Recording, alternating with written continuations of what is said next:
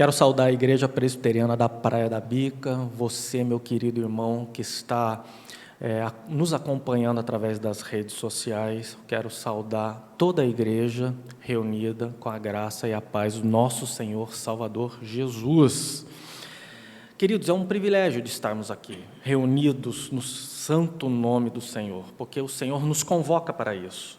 Isso é uma bênção, que eu costumo chamar a bênção da oportunidade de estarmos reunidos, e é graça ao mesmo tempo, porque o Senhor se deixa ser procurado, ser achado, ser adorado pelo seu povo.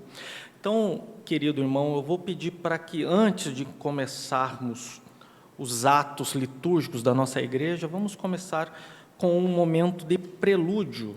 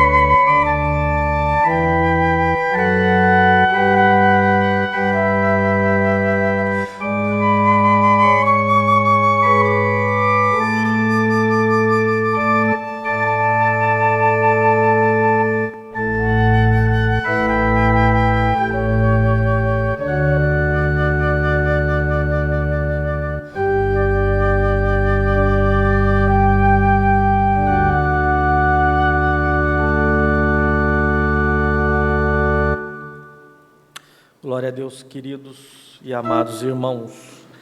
Ato de adoração, pedir que os irmãos possam abrir o santo livro, você também, querido, que está em casa, no Salmo de número 29. Vamos ler apenas os 2 primeiros versos. Se trata de uma ordem imperativa do nosso Senhor. Salmo 29, Salmo davídico. Vou ler o primeiro verso e os irmãos, em uníssono, vamos ler o segundo verso. Diz assim, Salmo 29. Deem ao Senhor, ó filhos de Deus, deem ao Senhor glória e força. Todos. Tributai ao Senhor a glória devida ao seu nome. Adorai o Senhor na beleza da sua santidade. Queridos, cabe uma pergunta aqui. Quem tributará louvores a Deus? Quem dará glórias devidas a Deus? O salmista responde: aos filhos de Deus. Apenas os filhos de Deus são capacitados por Ele a dar glórias devidas ao seu nome, adorar na beleza da sua santidade, tributar honra através da pureza dos atributos que o Senhor se apresenta diante de nós. O mundo, queridos, certamente não adora.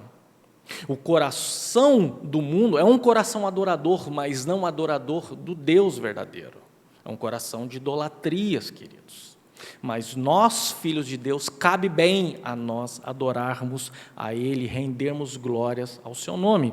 Então, diante disso, estamos aqui, queridos, para render glória a Ele, tributar a Ele glórias na beleza da Sua santidade. Para isso, queridos, estaremos adorando com o hino de número 27, um hino ao Senhor.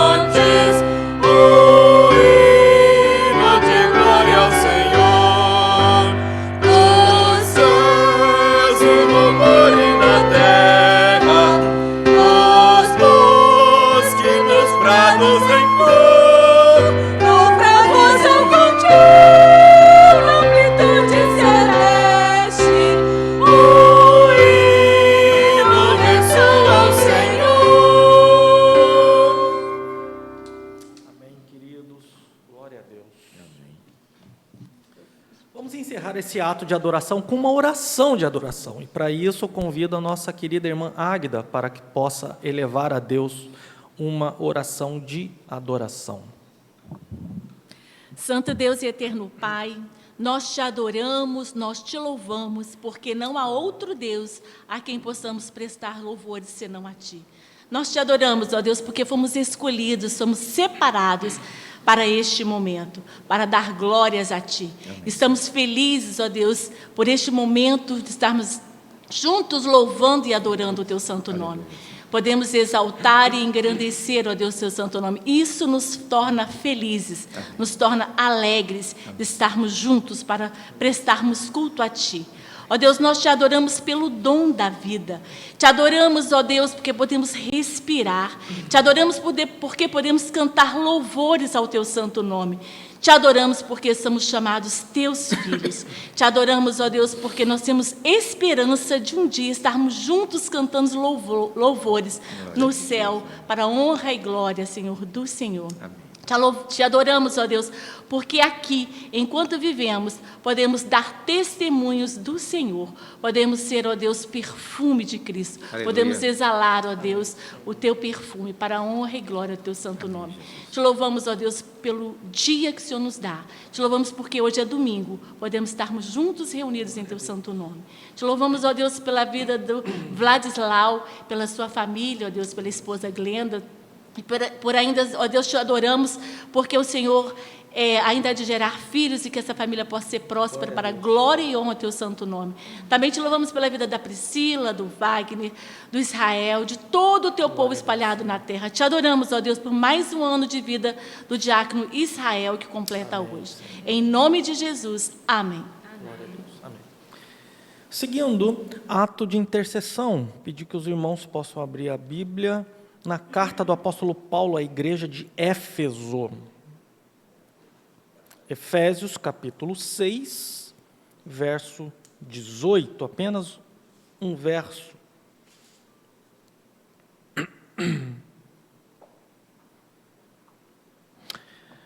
Efésios 6, 18 diz assim, queridos irmãos: orem em todo tempo no Espírito, com todo tipo de oração e súplica, e para isto vigiem com toda perseverança e súplica por todos os santos. Queridos irmãos, neste momento, neste ato de intercessão, o que chama a atenção neste texto do apóstolo Paulo? Orar no Espírito, queridos. Orar no Espírito é não orar com falsidade, não orar com propósitos humanos e pecadores, porque o Espírito ele purifica as nossas orações diante de Deus. Orar no Espírito são palavras verdadeiras, puras e sinceras, aonde que nós clamamos a Deus. É direcionar a forma correta de oração, para que em tudo glorifiquemos a Deus. E neste ato de intercessão, queridos, nós estaremos orando por vários pedidos e motivos diante do contexto que vivemos da nossa igreja. Primeiramente, vamos orar pela confissão e arrependimento, aonde que faz parte da nossa liturgia, orarmos pelos pecados confessados. Também estaremos orando pelos doentes da casa do Senhor. Parece-me que estamos vivendo vestígios de uma nova variante. Estamos tendo casos, situações cada vez mais alarmantes deste vírus. Estamos diante do Deus que cura, estamos diante do Deus que pode operar maravilhas no meio do povo. Estaremos orando para que Deus possa estar dando o socorro devido aos enfermos da sua casa. Estaremos também orando pela nossa nação, queridos. É bem certo que neste ano eleitoral a efervescência política ela está cada vez mais provocando separações do povo, desunindo o povo, mas que Deus possa ter misericórdia da nossa nação. Estaremos orando pelas autoridades instituídas por Deus. Também estaremos orando pela unidade e o ânimo da igreja. Isso eu costumo dizer que é uma coisa muito importante, eu friso demais. Por quê? Porque grande parte das consequências que essa variante traz, não só traz para a saúde física, mas também a saúde espiritual da igreja. Provoca muito desânimo da igreja, as pessoas não vêm congregar na igreja, provoca também falta de ânimo de diferentes formas. Então, que Deus possa trazer um renovo, ânimo para a igreja, saúde psicológica, saúde espiritual para a igreja, para que nós possamos enfrentar essa variante animados no Senhor.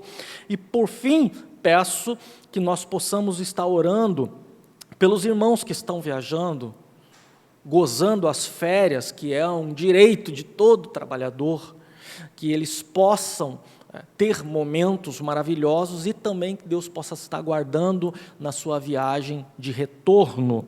Então, vou pedir para que o reverendo Geraldo possa estar orando por todos esses pedidos. Estaremos orando, meu irmão, ore, você que está em casa neste momento, ore conosco. Reverendo. Oremos. Grandioso Deus e eterno Pai, Deus dos exércitos, quão magnífico é o Senhor e como a Tua glória enche toda a terra. Quem, ó Deus, é semelhante ao Senhor, que perdoa as nossas iniquidades e que esquece das nossas transgressões?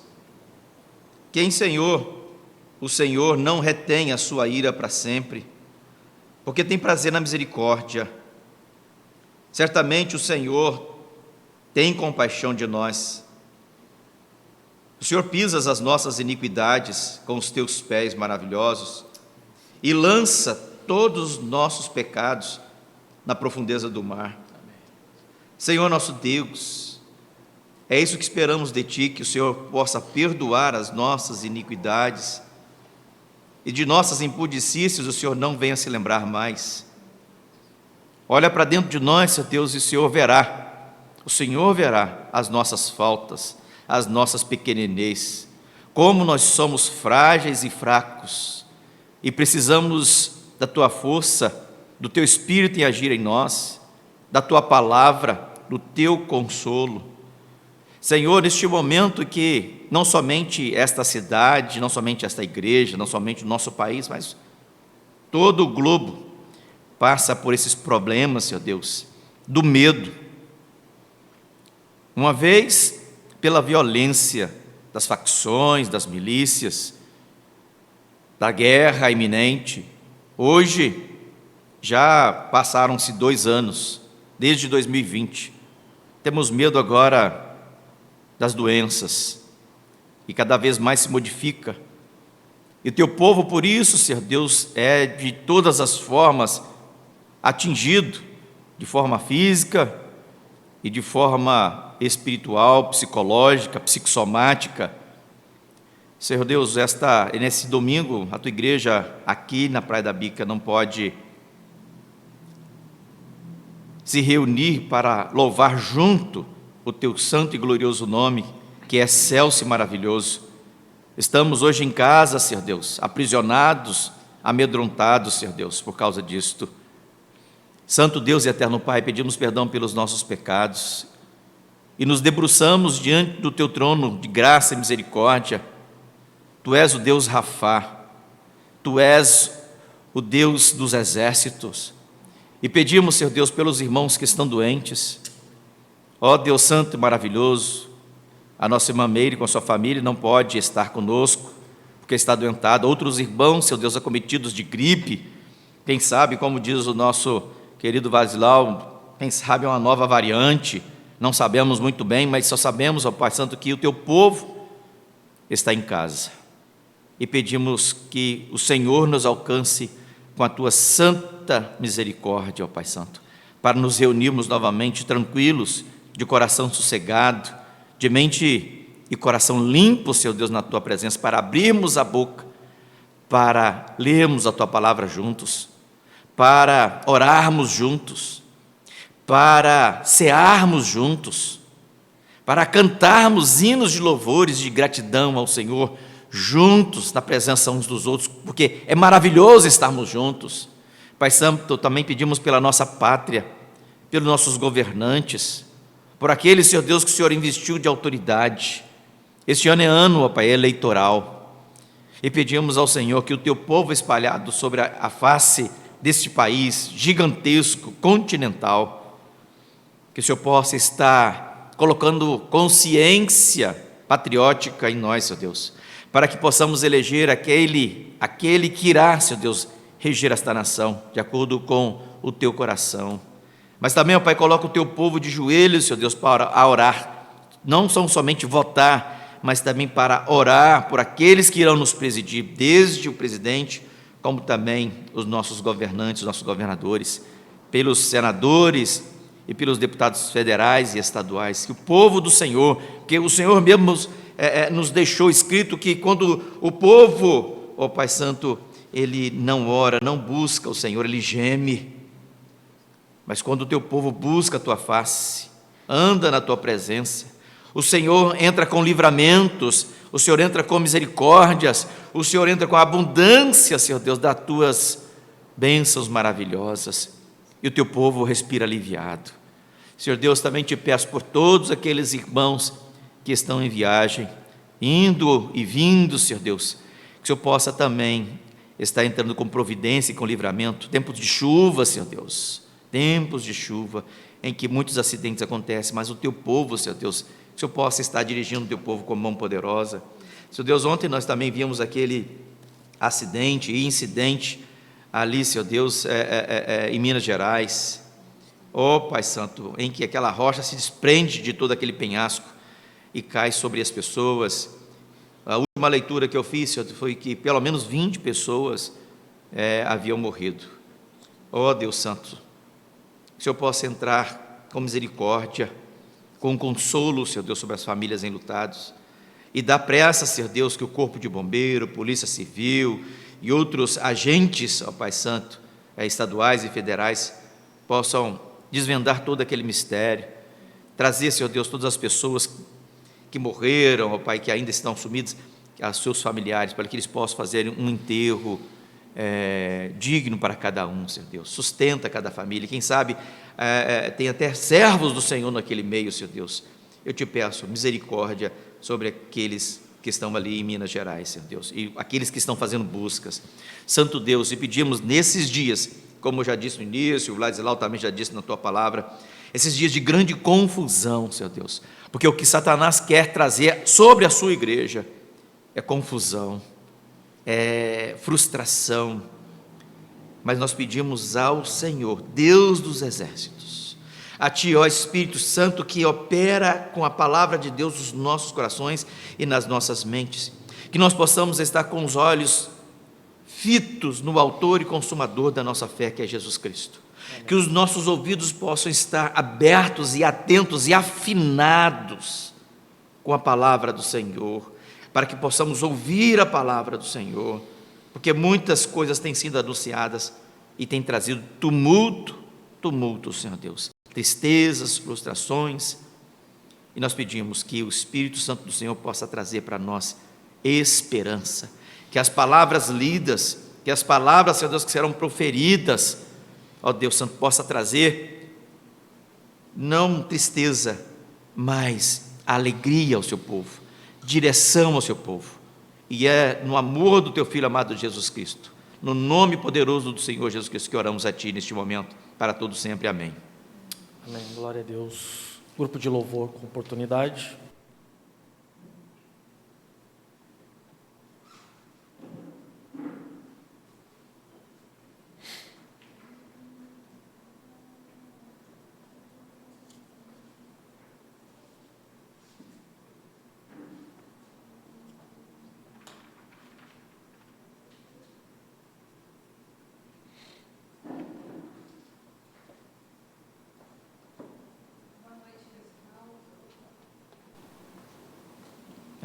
Esse.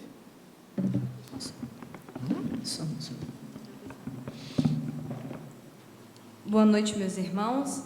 Esta primeira música que nós vamos cantar diz sobre a nossa fé. É um momento difícil, né, que estamos passando novamente. Não deixamos de passar por momentos difíceis, mas parece que às vezes sobrevêm momentos piores ainda, né? Mas quando a nossa fé é firmada no Senhor, quando nós colocamos e depositamos o nosso coração na mão do Senhor, Ele quem toma as providências, né? E é isso que nós vamos cantar neste momento.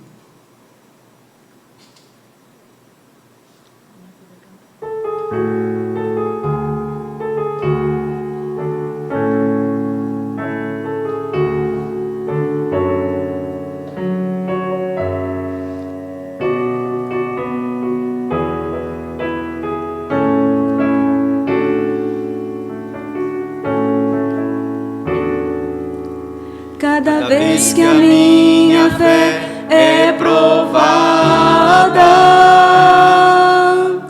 Tu me dás a chance de crescer um pouco mais. As montanhas e vales, desertos e mares que atravesso me levam para perto de Ti.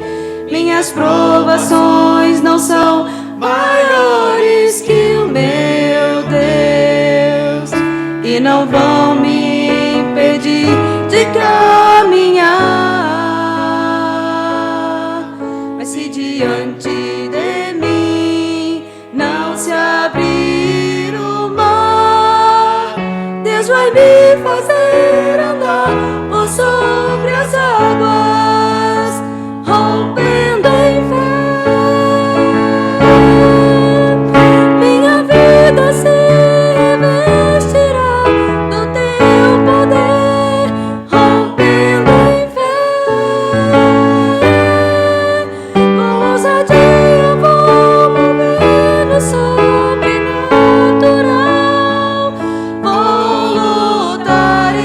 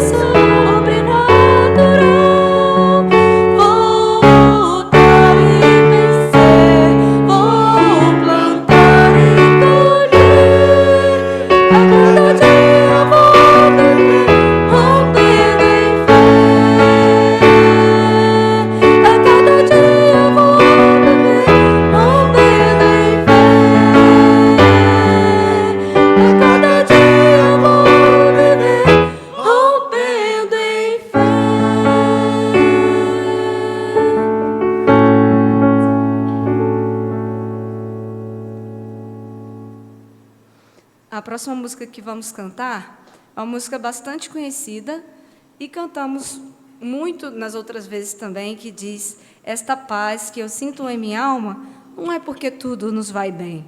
Essa paz é porque vem do nosso Senhor Jesus Cristo. Amém. Nós não olhamos as circunstâncias, porque nós cremos que um dia o Senhor voltará. Hoje ou amanhã, Ele irá nos chamar para morar com Ele no céu, e lá nós teremos uma vida sem doença, sem choro, sem sofrimento, e é isso que nós vamos cantar.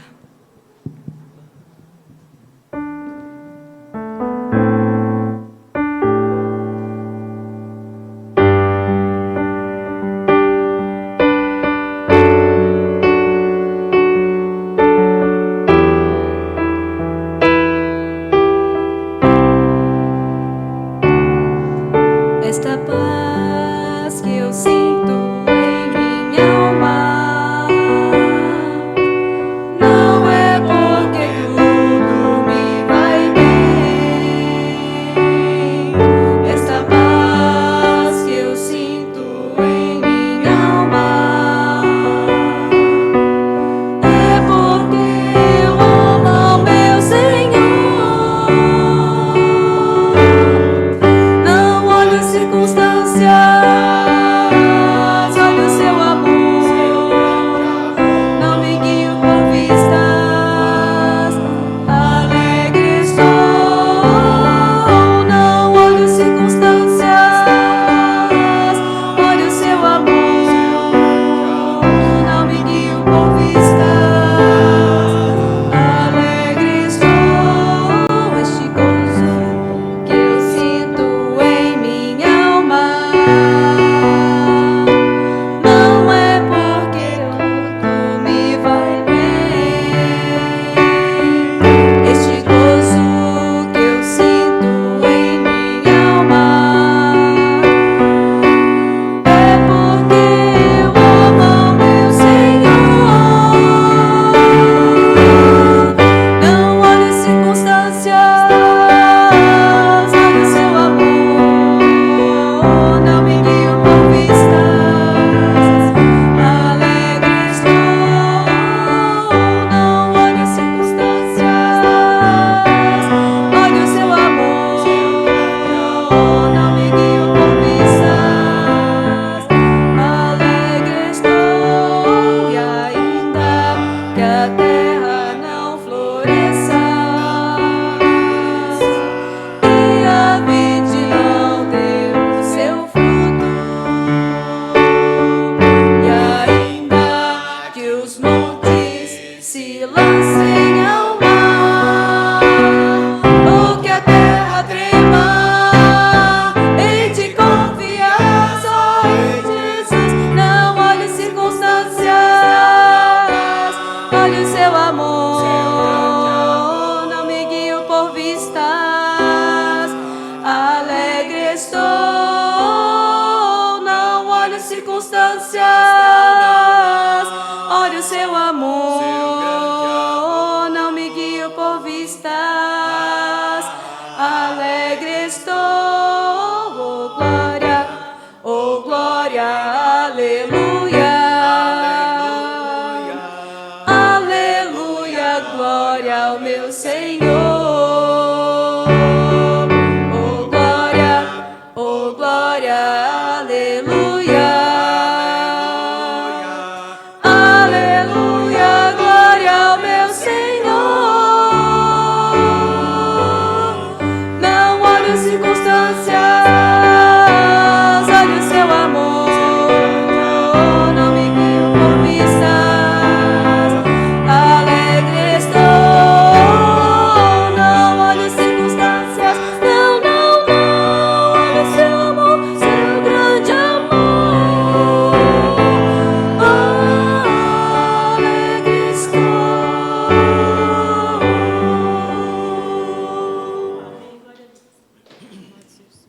Glória a Deus, queridos irmãos. Oramos, cantamos louvores, cânticos espirituais. Agora chegou o ato da edificação, onde que estaremos lendo e transmitindo a palavra do Senhor. Para isso, peço que os irmãos possam abrir, texto muito longo, vamos ler o capítulo inteiro. 1 Samuel 4. Há muito tempo, acho que o reverendo Geraldo deve lembrar, há muito tempo eu gostaria de pregar esse texto. Eis que foi-me concedido por graça que eu pudesse estar transmitindo a sua palavra. Vamos fazer uma leitura responsiva.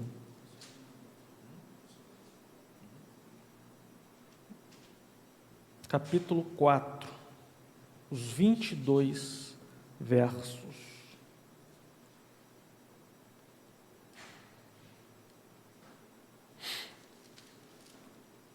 Diz assim a palavra do Senhor. Vamos fazer uma leitura alternada, né, reverendo?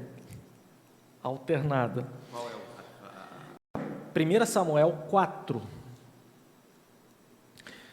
Vamos ler o capítulo todo. O verso 1 diz assim: a palavra de Samuel veio a todo Israel. Israel saiu à batalha contra os filisteus e acampou em Ebenezer. E os filisteus acamparam em Afeca. Dispuseram-se os filisteus em ordem de batalha para sair de encontro a Israel, e travada a peleja, Israel foi derrotado pelos filisteus, e estes mataram no campo aberto cerca de 4.000 homens. Quando o povo voltou ao arraial, os anciãos de Israel disseram: por que o Senhor nos derrotou hoje diante dos filisteus? Vamos trazer a Siló a arca da aliança do Senhor, para que esteja no meio de nós e nos livre das mãos dos nossos inimigos. Mandou, pois, o povo trazer de Silo a arca do Senhor dos Exércitos, entronizado entre os querubins. Os 2 filhos de Eli, Ofni e Finéias, estavam ali com a arca da aliança de Deus. Quando a arca da aliança do Senhor chegou ao arraial, os israelitas gritaram tão alto que o chão tremeu. Ouvindo os filisteus a voz do júbilo, disseram: que voz de grande júbilo é esta no arraial dos hebreus? Então souberam que a arca do Senhor era vinda ao arraial. E os filisteus ficaram com medo e disseram: os deuses vieram ao arraial. E diziam mais: ai de nós, porque nunca antes aconteceu uma coisa dessas. Ai de nós, quem nos livrará das mãos destes grandiosos deuses? São os deuses que feriram os egípcios com toda sorte de pragas do deserto. Sejam fortes, filisteus, comportem-se como homens, para que não venham a ser escravos dos hebreus, como eles já foram escravos de vós. Comportem-se como homens e lutem. Então pelejaram os filisteus. Israel foi derrotado, e cada um fugiu para a sua tenda. Foi grande a derrota, pois foram mortos de Israel 30.000 homens de pé. A arca de Deus foi tomada, e os 2 filhos de Eli, Ofni e Finéias, foram mortos. Então correu um homem de Benjamim, saído das fileiras, e no mesmo dia chegou a Silo. Trazia rasgadas as vestes e terra sobre a cabeça. Quando chegou, Eli estava sentado numa cadeira, perto da estrada, olhando com quem espera, porque o seu coração estava tremendo pela arca de Deus. Depois que o homem entrou na cidade e deu a notícia, toda a cidade começou a gritar. Eli, ouvindo os gritos, perguntou: que alvoroço é esse? Então se apressou o homem e, vindo, deu as notícias a Eli. Ora, Eli estava com 98 anos, os seus olhos já não se moviam e ele não podia ver. Disse o homem a Eli: eu sou o que saí das fileiras e delas fugi hoje mesmo. Perguntou-lhes Eli: que sucedeu, meu filho? Então o mensageiro respondeu: Israel fugiu dos filisteus. Houve grande matança entre o povo. Além disso, os seus 2 filhos, Ofni e Finéias, foram mortos e a arca da aliança foi tomada. Ao fazer ele menção da arca de Deus, caiu Eli da cadeira para trás, junto ao portão, e quebrou-se-lhe o pescoço e morreu, porque era já homem velho e pesado, e havia ele julgado a Israel 40 anos. A nora de Eli, a mulher de Finéias, estava grávida e próxima do parto. Quando ela ouviu essas notícias de que a arca de Deus havia sido tomada e de que o seu sogro e o seu marido tinham morrido, encurvou-se e deu à luz, porque as dores lhe sobrevieram. Ao expirar, disseram as mulheres que a assistiam: Não temas, pois tiveste um filho. Ela, porém, não respondeu, nem fez caso disso. Mas deu ao marido o nome de Icabô, deu ao menino o nome de Icabô, dizendo: foi-se a glória de Israel. Ela disse isto porque a arca de Deus havia sido tomada e por causa de seu sogro e de seu marido. Todos? E falou mais: foi-se a glória de Israel, pois foi tomada a arca de Deus. Palavra da salvação, queridos.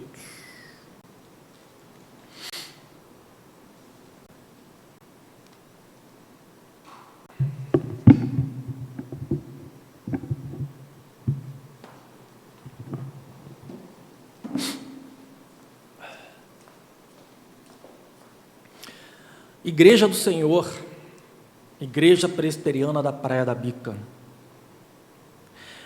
Como é interessante a gente pensar, relembrar o porquê que Deus libertou o povo do cativeiro e da escravidão egípcia, prometendo colocar o povo numa terra que emanava leite e mel.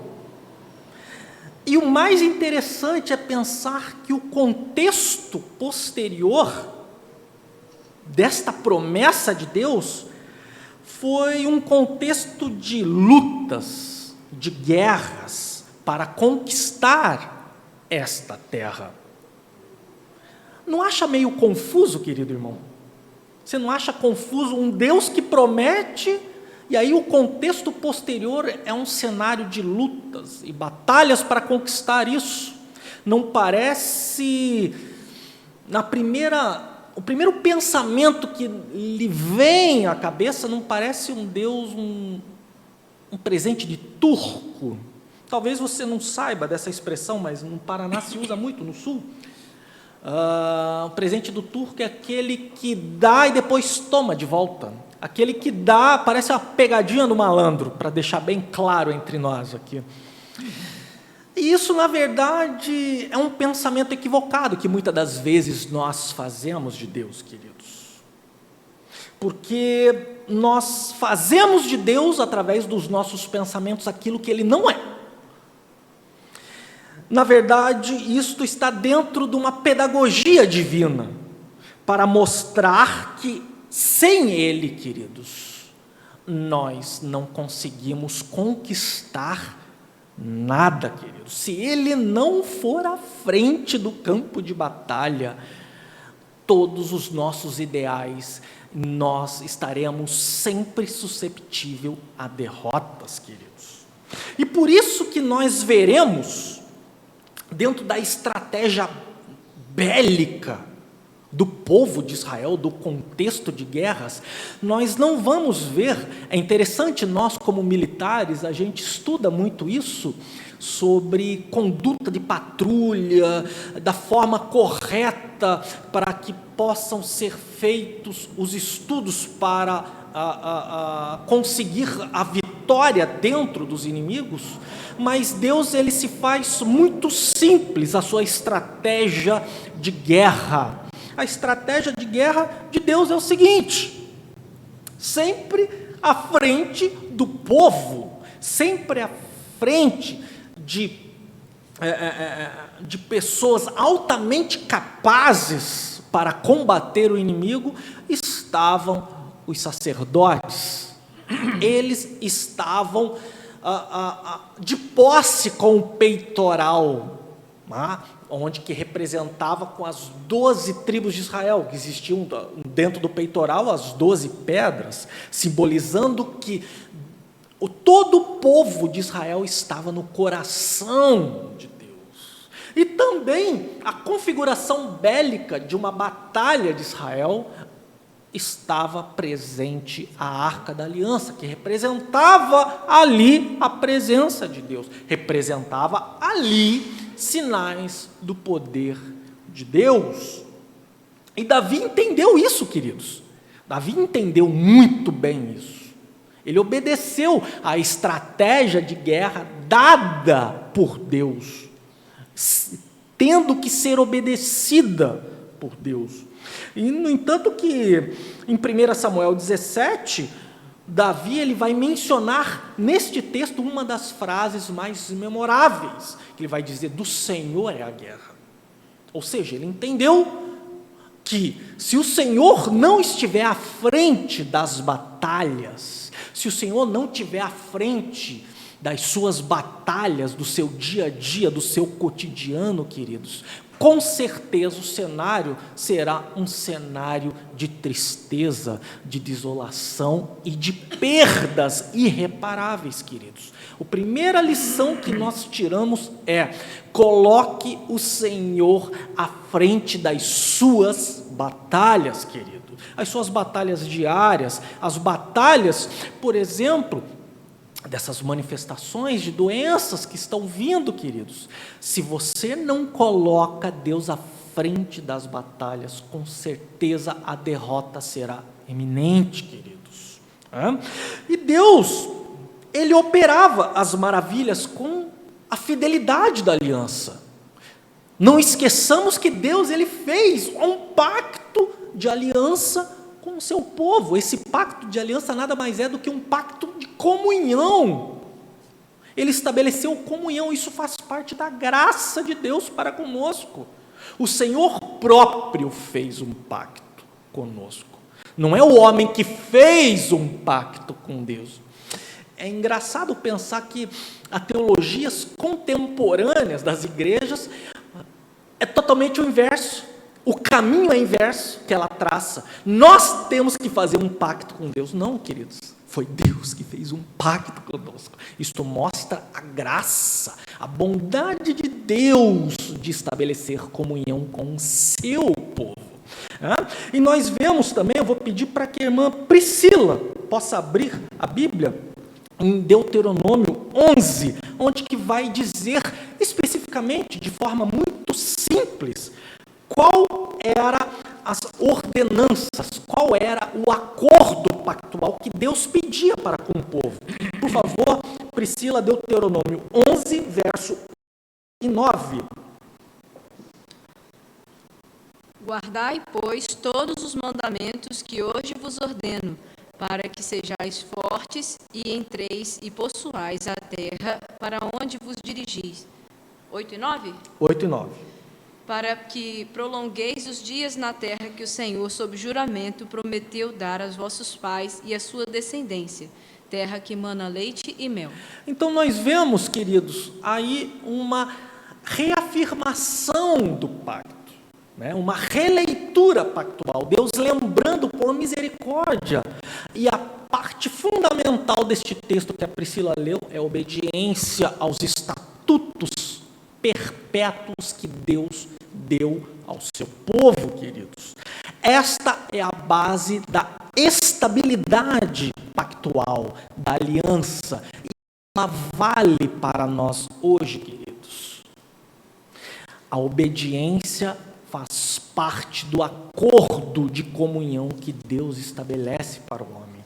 A obediência faz parte que todas as coisas nos vá bem, queridos, e que o Senhor esteja conosco, é a obediência aos seus estatutos. Mas agora, fugindo um pouco da guisa de introdução, vamos trazer um pouco informações contextuais do texto que ora foi lido. Nós vemos que, se você for folhear 2 capítulos anteriores, 1 Samuel 2, você vai ver que ali é descrito os pecados sucessivos dos sacerdotes Hofni e Finéias. das quais, nós não vamos ler aqui para não me estender muito, mas das quais nós podemos perceber que eles desprezavam as ofertas que era dado a Deus. Eles tomavam as principais ofertas que o povo dava, né? Eles tomavam para si e dava a Deus aquilo que sobrava, o resto. Ou seja, olha o princípio da desobediência sendo construído na vida do cenário do povo de Deus. Então, eles também eram mulherengos ao extremo. Eles praticavam atos de prostituição dentro do tabernáculo. Eles faziam coisas totalmente desorientados daquilo que Deus estabelecia para eles. Então você veja, como eu disse, o princípio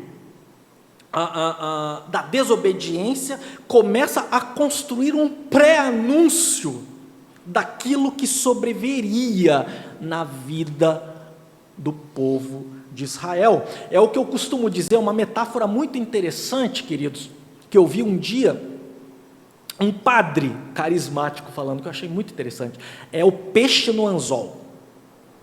O peixe, quando ele é fisgado, ele, na verdade, ele não sabe que ele foi fisgado, porque está dando linha, está ali tranquilo, nadando ali no rio, no mar, mas aí depois, ele é dado muito espaço para ele, tranquilo, mas depois quando o pescador começa a puxar, ele começa a ficar desesperado, porque ele percebe que foi enredado, ele percebe que foi capturado, queridos. Então, muitas das vezes os pecados resultantes de uma vida de desobediência, muitas das vezes você se sente como um peixe no anzol ali, sabendo que você não está sendo pescado, você não está sendo içado, mas quando você menos espera, a rede ali, como que é o nome daquilo? A isca ali, ela começa a ser puxada e aí o desespero começa a bater, queridos. E até que nós chegamos no capítulo 4, aonde nós lemos, queridos. E o cenário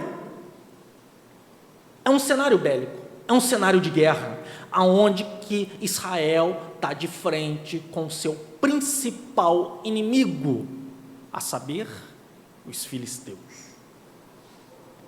E essa guerra, nesse texto muito comprido que lemos, eu costumo dividir ela em 2 atos.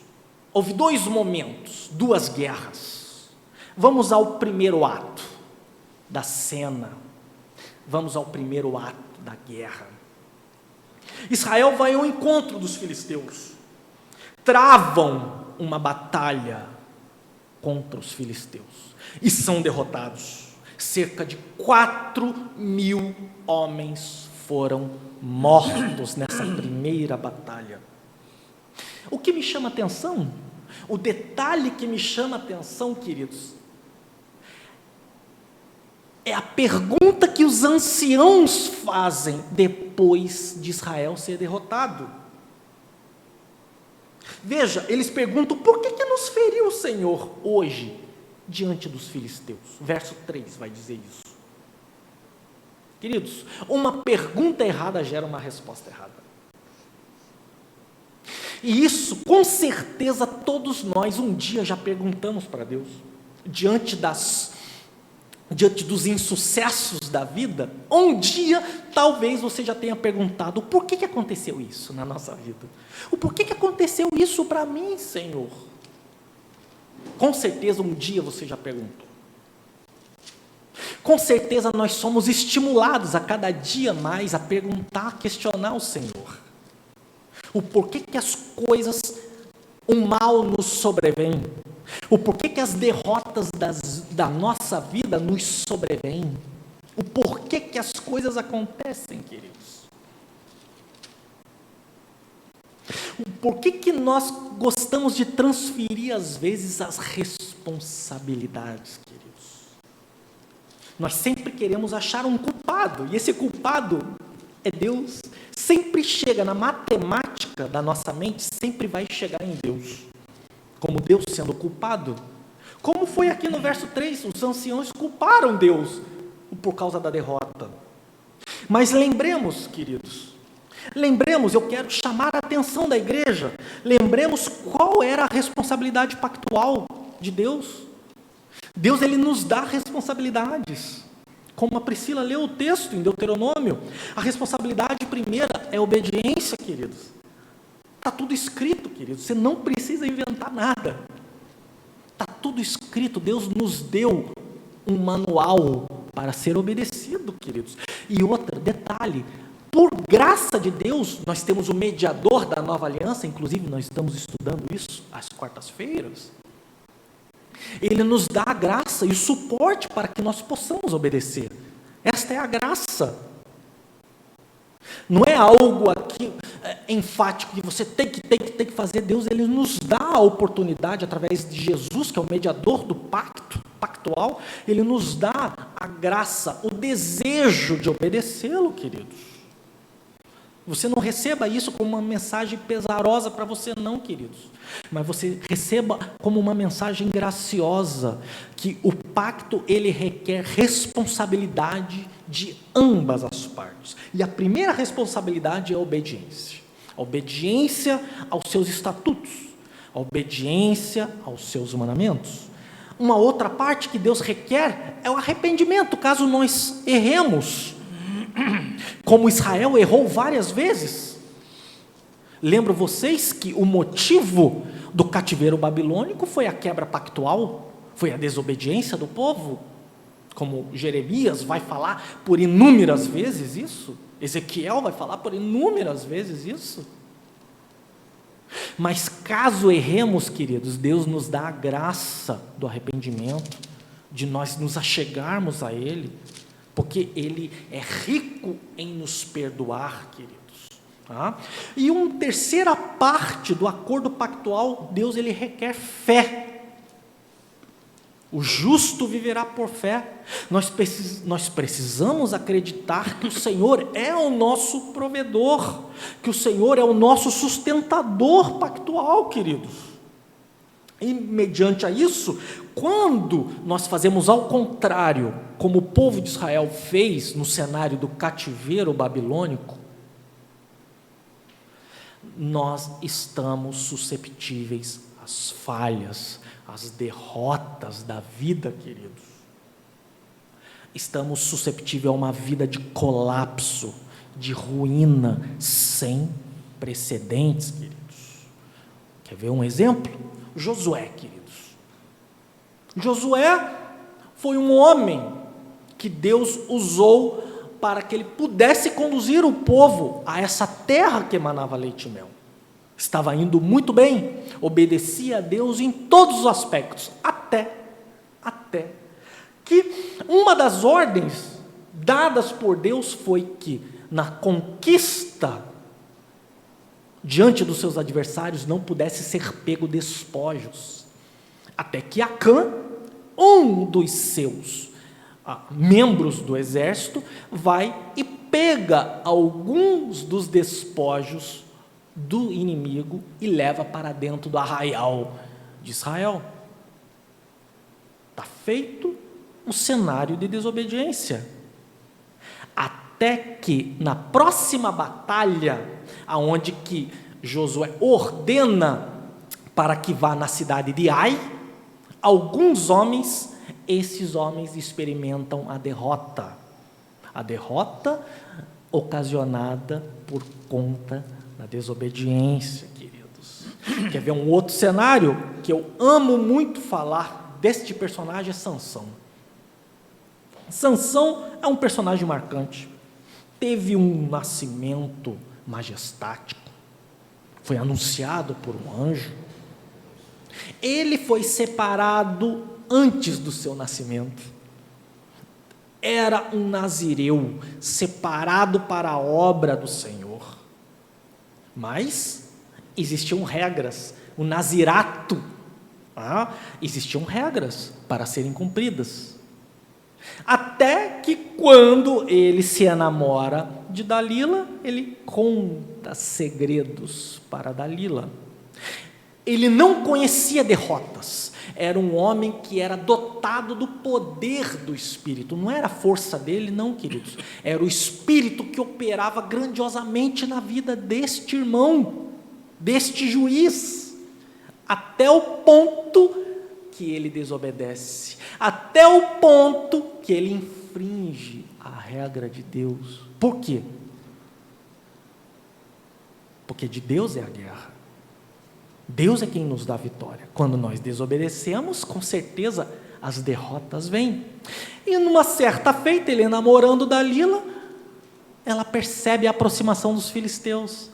E ela fala assim: Sansão, os filisteus vêm contra ti. Aí a resposta de Sansão, queridos, muitas das vezes é a nossa resposta. Para mim é um dos textos mais tristes da Bíblia. Ele vai falar assim: levantar-me-ei, irei com os filisteus como das vezes anteriores. E aí o detalhe: mas mal sabia ele que o Espírito havia se retirado da vida dele, queridos. Isto é, para mim, o verso mais triste da Bíblia.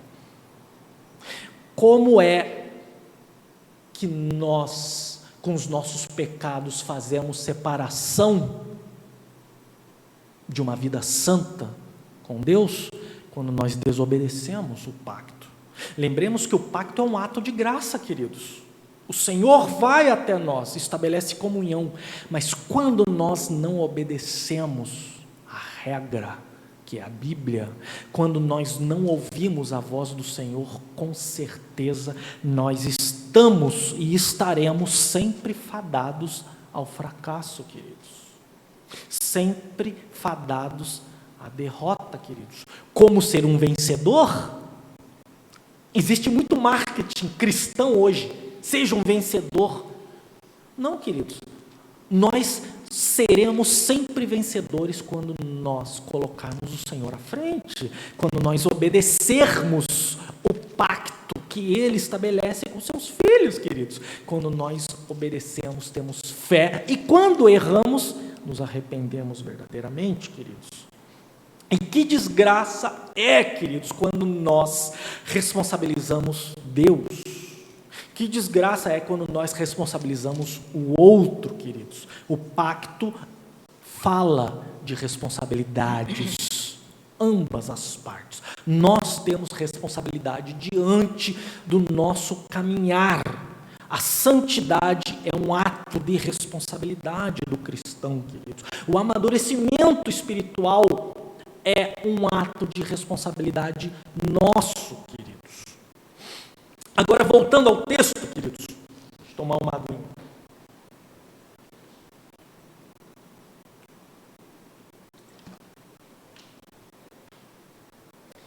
Uma pergunta errada gera uma resposta errada.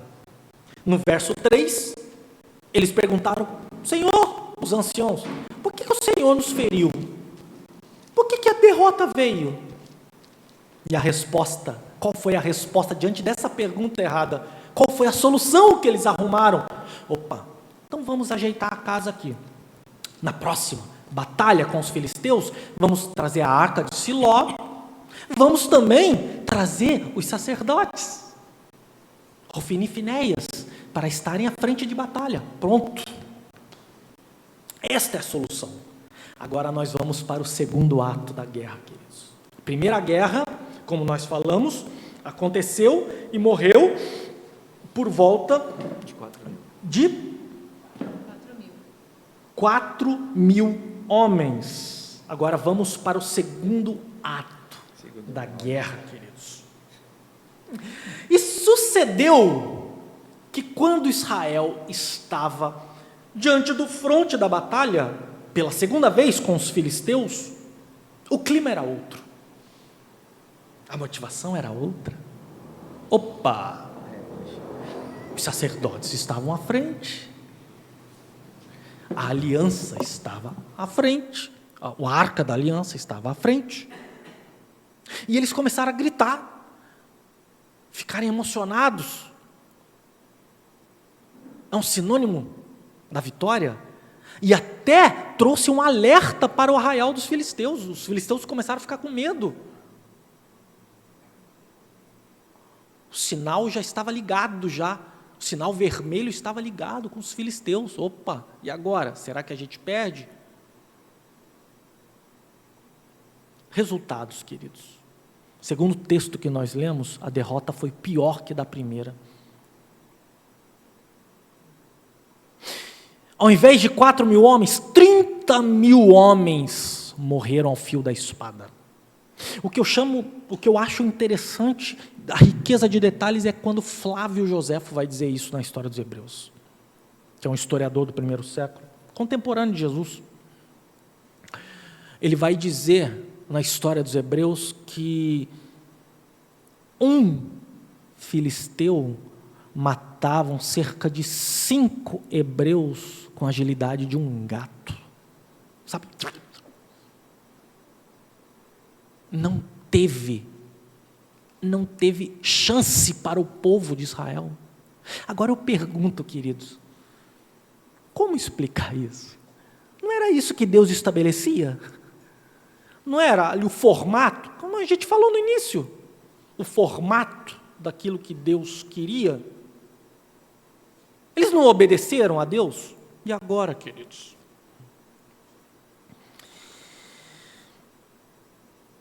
Queridos,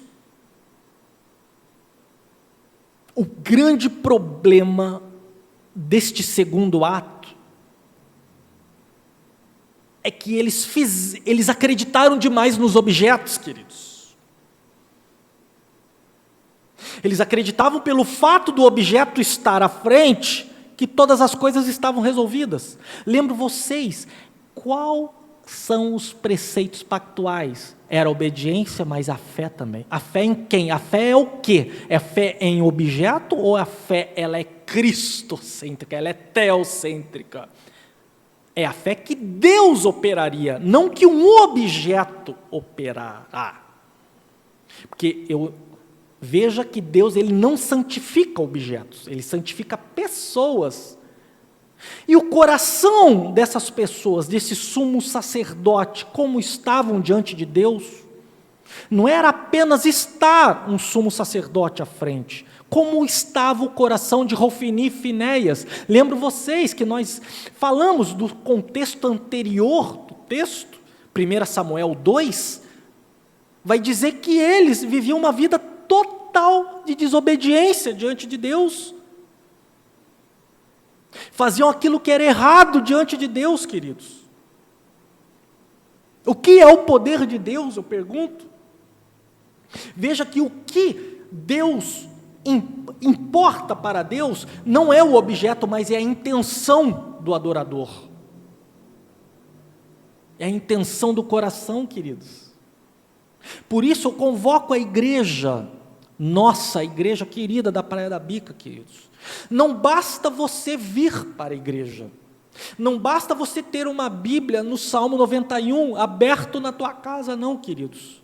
Mas você tem que ter um coração dobrável diante de Deus. A fé, e não aquele Salmo 91, mas a fé em que Deus vai operar na sua vida, pelo que Deus é. Você tem que adorar a beleza da sua santidade, dos atributos de Deus, queridos. Não colocar a sua confiança em objetos.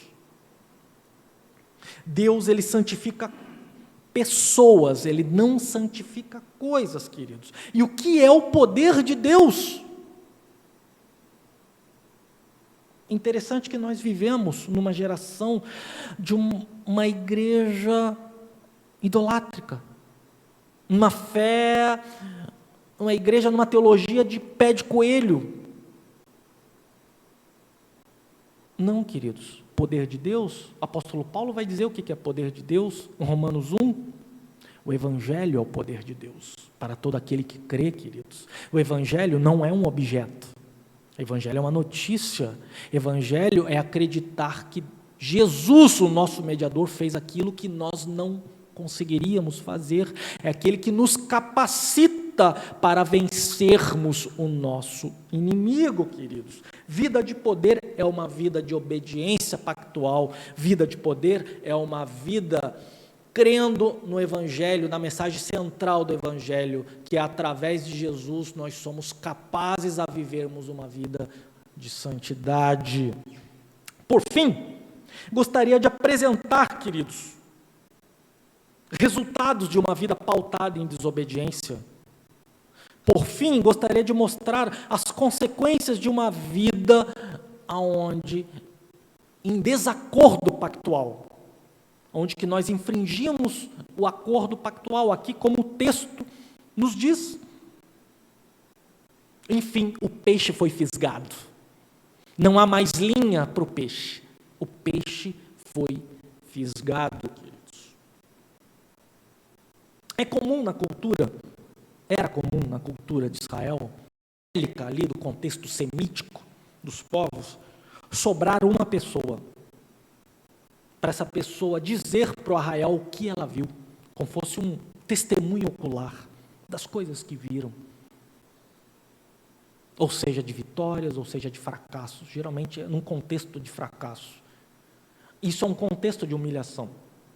Sobrou um para contar o que viu. Aí chega esse da tribo de Benjamim, chega e fala o que viu. O primeiro resultado, queridos, que eu quero mostrar para vocês, querida igreja da Praia da Bica, é quando nós não obedecemos, quando nós não assumimos a responsabilidade pactual, nós temos uma vida sem direção, uma vida de vexames, queridos, uma vida de não obediência, uma vida de derrotas, queridos.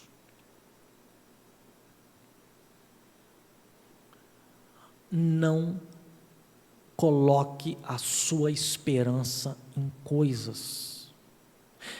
Coloque a sua esperança no Senhor, queridos. No mediador do pacto, queridos. Coloque o Senhor à frente das suas batalhas, porque caso contrário, a sua vida será uma vida sem direção. O segundo resultado, que para mim é o cume da notícia trágica de uma vida de desobediência, foi a esposa de Finéias, que era um dos sacerdotes, filhos do sumo sacerdote Eli. Ela estava pronto a ter um filho, já estava pronto a parir, quando ela recebeu essa notícia desse único da tribo de Benjamim, quando foi trazer a devastação que foi, ela começou a passar mal, começou a se contrair, e aí uma das servas, das amas, falou assim: olha, antes de você suspirar, qual o nome que você vai dar para o seu filho?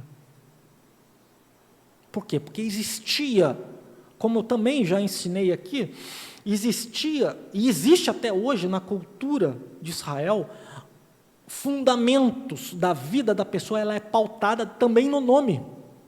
O nome significa muita coisa na vida da cultura hebraica. E aí ela poderia colocar algum nome de esperança. Ela poderia colocar algum nome que falasse, que desse algum traço de um caminho melhor. Mas não. Esse para mim é o cume do texto. Ela coloca uma palavra hebraica com o nome de Icabor, ou Icabote para alguns, que significa foi-se a glória de Israel, queridos. A desobediência, olha só, essa mulher deste sacerdote, ela entendeu que uma vida pautada em desobediência, uma vida pautada em não cumprimento das responsabilidades que o Senhor nos dá e o Senhor nos capacita a fazer, é uma vida sem glória, é uma vida onde que o Senhor Os nossos pecados fazem separação entre nós, o Senhor, como fala o profeta Isaías. É uma vida de insucessos, é uma vida de fracassos, é uma vida não só de fracassos materiais, mas de fracassos espirituais, queridos, de fracasso psicológico. A sua mente não é uma mente mais voltada a Deus. É uma mente de culpabilidade nas outras pessoas. Com o pecado, nós gostamos de culpar outras pessoas. Nós não assumimos as nossas responsabilidades. Uma vida onde que a glória do Senhor se afasta de nós, é uma vida sem arrependimento, sem confissão, que é uma das partes pactuais da aliança de Deus. Uma vida onde que que a glória do Senhor sai da nossa vida, é uma vida sem fé. Você não consegue ter fé, e a fé, eu costumo dizer que a fé ela é atemporal. Nós conseguimos olhar para o presente, nós olhamos para o que Deus fez no passado, como um estímulo, um alimento para que Deus possa fazer da mesma forma como foi com Davi. Davi, ao ser confrontado com o gigante, o que ele fez? Lembrar-me-ei do que Deus fez comigo, assim como Deus fez antes, Deus será comigo. Então veja que a fé ela é atemporal, e a fé também ela te direciona para o futuro. Te direciona para a promessa que Deus tem para todo aquele cristão fiel, a coroa da vida eterna, queridos. Então, quando a glória de Deus sai da nossa vida, queridos, nós vivemos uma vida em desobediência, uma vida sem fé, uma vida sem arrependimento, queridos. Neste 2022 que se inicia, querida igreja, surgiram algumas dicas, baseadas no texto. Primeira, não transfira responsabilidades, queridos. A responsabilidade ela é individual. A responsabilidade é pessoal. O pacto é uma responsabilidade de ambas as partes. Deuteronômio vai dizer sobre consequências de uma vida de obediência pactual e consequências de uma vida de desobediência pactual. Sugiro a leitura, nesta época que estamos vivendo, de um pré-anúncio de afastamento, de reclusão. Sugiro que você leia o livro de Deuteronômio, queridos, que é um livro que mais vai falar das formas pactuais de Deus. Então, não transfira a responsabilidade que cabe a cada um de nós, queridos, como cristãos. Segundo ponto que eu sugiro para esse ano de 2022, não se acostume com o seu erro, queridos. Não ache que isso é normal, como foi com Sansão. Provérbios 28 vai dizer, 28:13, aquele que oculta os pecados jamais prosperará, mas aquele que confessa e deixa alcançará misericórdia. Ou seja, são dois atos aqui, confessar e deixar. Muitas das vezes nós confessamos, mas não deixamos. Aquele que confessa e deixa alcança misericórdia. E por fim, o terceiro, o segredo da vitória é colocar Deus à frente. Guarde isso, queridos, porque este é um ensino que Ele mesmo ordenou para Israel nos campos de batalha, e é Ele mesmo que ordena para cada um de nós, das batalhas que nós vivemos, as batalhas que nós travamos a cada dia. Coloque o Senhor à frente, coloque o poder de Deus à frente, sabendo que do Senhor é a guerra. Queridos, eu quero agradecer este momento que me foi dado. Eu quero agradecer a Igreja Presbiteriana da Praia da Bica, quero entender que em Deus, Deus nos faz capazes para que nós possamos ter responsabilidades dentro do pacto que Deus, por graça, estabelece com cada um de nós, queridos. Quero agradecer a oportunidade em nome de Jesus. Agora, a última parte da nossa liturgia é um ato de envio, queridos. Nós vamos cantar agora o hino 110A, Crer e Observar. Isso foi totalmente voluntário da minha parte, colocar esse hino, Crer e Observar, queridos. Isso faz parte, é totalmente alicerçado na mensagem. Crer e observar o quê? Os mandamentos do Senhor. Observar a norma pactual do Senhor para cada um de nós. Vamos cantar, queridos.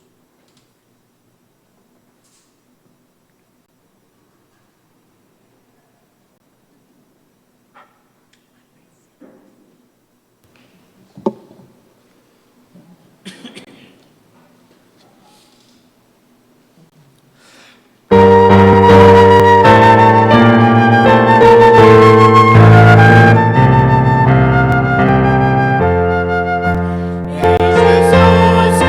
convida.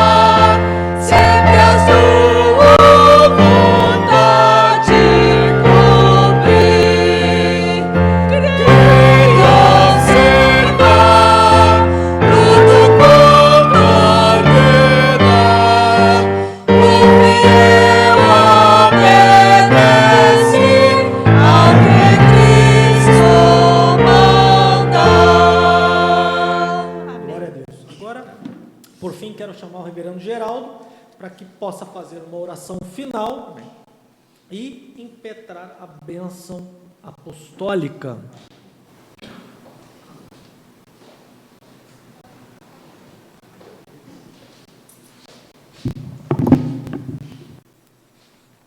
Boa palavra deste domingo, trazido pelo nosso irmão Vladislau. Que Deus abençoe sua vida e que traga sempre meditações na palavra do Senhor, que edifique o povo. Muito boa palavra. Deus abençoe sua vida, amado. Vamos orar. Graças te damos, Senhor Deus, por este culto, pela tua palavra trazida, muito oportuna, propícia, verdadeira, vinda da tua parte. Louvado seja o teu santo nome, ó Pai. E que nós que ouvimos esta palavra hoje, e quem sabe amanhã, ou depois de amanhã, durante a semana, de manhã, de tarde ou à noite, que nós possamos nos aplicar no que nos foi advertido nesta pregação. Louvado seja o nome do Senhor, porque tem zelo do seu povo, ama o seu povo e tem tido misericórdia. Louvado seja o nome do Senhor, que fazemos em nome do teu Filho amado Jesus Cristo. Recebamos a bênção. E que a graça do nosso Senhor e Salvador Jesus Cristo, o amor eterno de Deus o Pai, e as ternas misericórdias e consolações do Espírito Santo, repouse sobre nós, meus irmãos, e sobre os filhos do Senhor, sobre a face da terra, desde agora e para todo sempre.